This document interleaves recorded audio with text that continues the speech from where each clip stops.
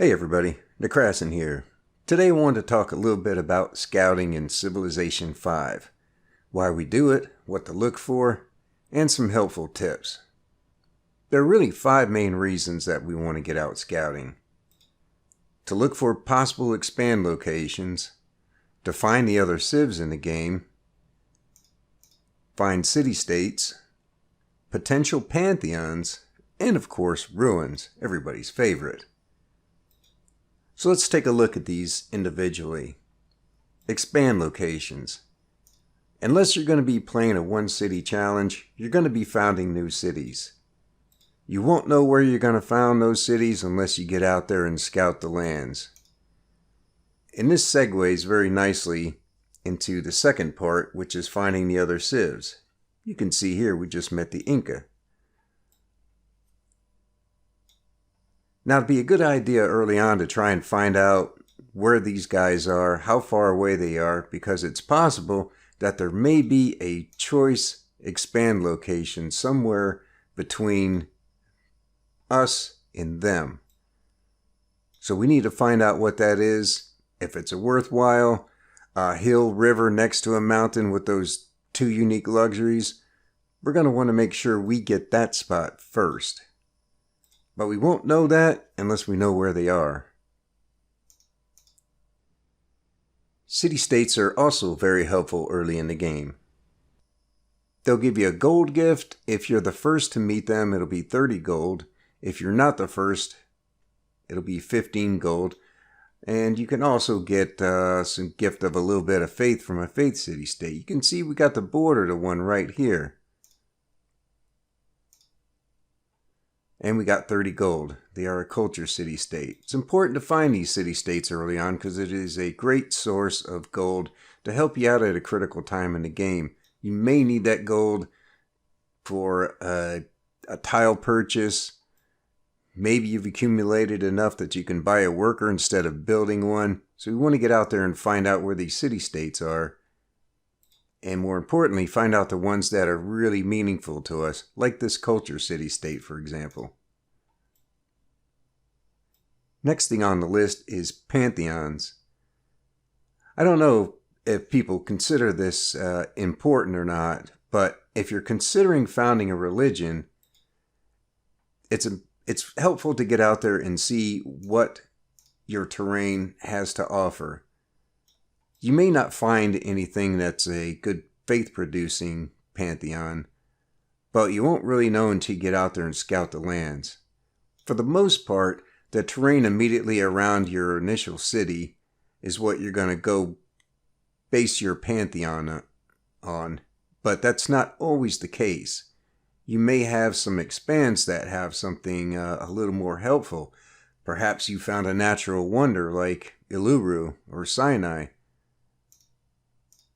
In that case, something like One with Nature would be very helpful.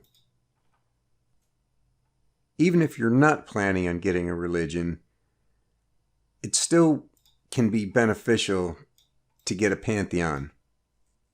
You may get something, you may go after something as simple as Sun God, which gives you extra food for wheat, bananas, and citrus. Or Goddess of the Hunt, which gives you 1 extra food for camps, which would be bison, deer, truffles, ivory. So even if you're not planning on founding a religion, getting a pantheon can give you some very nice bonuses at a very critical time early in the game. And the last thing to talk about is everybody's favorite, and that is ruins. Ruins can offer some very nice bonuses early in the game. Of course, there are always the barb camps and the map ruins, but there's also faith, gold, culture, unit upgrades, technologies, and population. Now, the barb camps, we really don't care about. They don't do anything for us. Nobody really cares where barb camp is. You're going to find it eventually anyway. Those do nothing for us. Map ruins aren't much better, but occasionally they may reveal locations of additional ruins or natural wonders, so they're not always useless.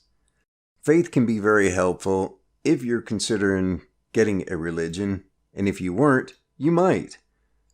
Some ruins can have as much as 60 faith or more. And of course, there's always gold, which is very helpful because it's very hard to make money early in the game, and any little bit of gold is helpful for purchasing tiles, possibly purchasing workers, or if you need to purchase a military unit right away, it might give you the extra gold to make that happen. Culture is always helpful. It's what we use to buy our social policies. So the more culture we can accumulate, the better. Unit upgrades is also another very helpful ruin.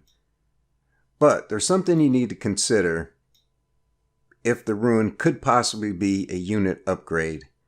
If it is a unit upgrade, once that scout steps on that ruin, its movement is done. It cannot move. Even if it has one movement left, it's done for that turn.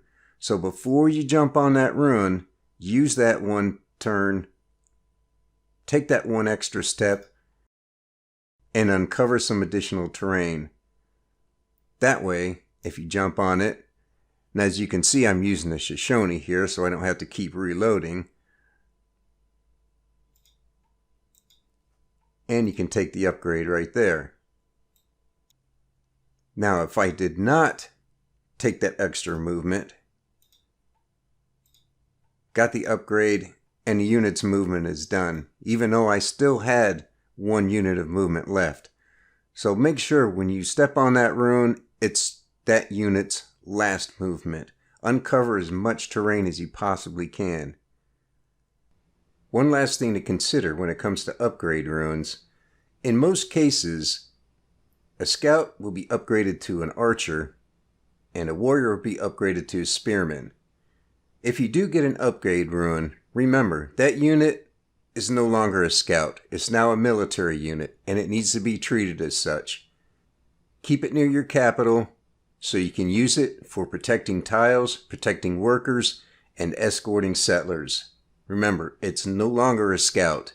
Build another scout if you need to, but you now got a military unit. Treat it like a military unit.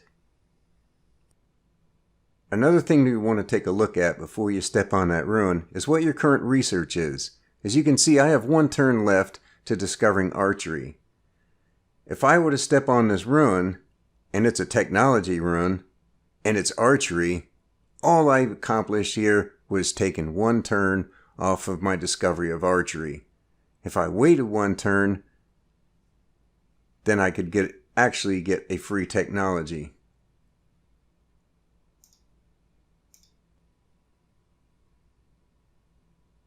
So as you can see, by waiting, we've discovered archery. We're going to begin research and mining. Take our one movement.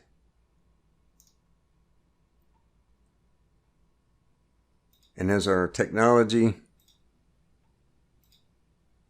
And we got writing in this case. Now, even though I'm playing Shoshone and I can pick them, it doesn't let you pick the technology you want. But, as I was saying, if you end up getting a technology that you're one turn away from discovering, you didn't really accomplish much. So take a look at that. Take a look at your research and take a look at your city's current population and when it's going to grow again. Because it might be worth waiting a turn or even 2 turns to let these happen naturally. Now, another thing to consider is that this ruin might be a population ruin. As you can see over here in the capital, we've got 1 turn left until the city grows. We're obtaining 4 excess food per turn, and we've got 21 excess food out of 24. We need 24 excess food to get to population 3. If I were to jump on this ruin now, 1, 2, remember, and it's a population ruin, we've just gone to population 3, as we should. As you can see, we still have our 21 accumulated food, but now we need 33 food to get to the next population point. So we're going to be sitting here at pop 3 for another 6 turns. However, if we were to wait 1 turn, our city is naturally going to grow to pop 3. And as we can see, to get to pop 4, we're going to need 33 food now. And our excess food is wiped out, which is what happens when you grow. That's normal. And now we take our 1 extra movement, uncover some additional terrain. And if this were a population rune, we'd just gone to pop 4. So in a space of 1 turn, just by waiting 1 turn to jump on that rune, we've gone from pop 2 to pop 4.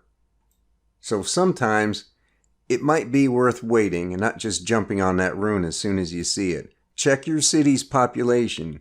Check its growth. If it's due to grow in 1 or 2 turns, maybe you'll just want to wait and let it grow in case this is a population rune. Because as you can see here, we went from pop 2 to pop 4 in 1 turn. Now granted, that's not always possible. As you can see, there is an Egyptian scout wandering around here. So you may not always be able to sit and wait a turn or 2 if there's other units around. You just have to grab it and hope for the best. But sometimes it's worthwhile to plant yourself up on a hill next to the ruin so you can see an area around it and see if there's anybody else approaching. Waiting that 1 extra turn can get you an extra population point, allowing your city to grow naturally, or getting a free technology that's truly free, and it's just a way to make your scouting a lot more efficient. It doesn't always work that way. Unless you're playing the Shoshone, you have no control over what the ruins are going to be. But sometimes it might be worth waiting a turn or 2. So hopefully this has helped you out in some ways. Find those expand locations. Get out there, uncover the land.